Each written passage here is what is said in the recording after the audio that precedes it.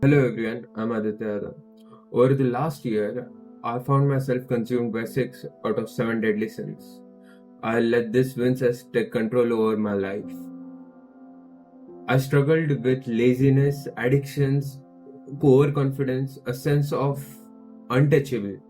I lost momentum, I missed opportunities.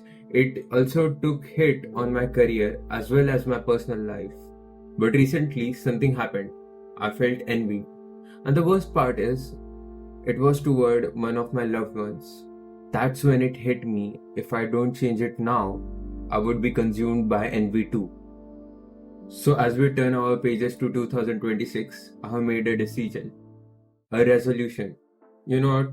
A commitment to break free from this sense before they consume me entirely. And this channel will be a living testimony to that, to my transformation.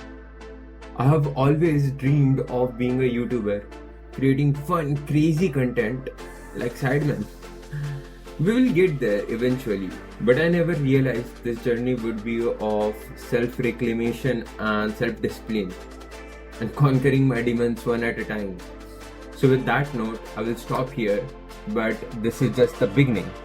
I will see you very, very soon. You be good till then, and of course, Happy New Year.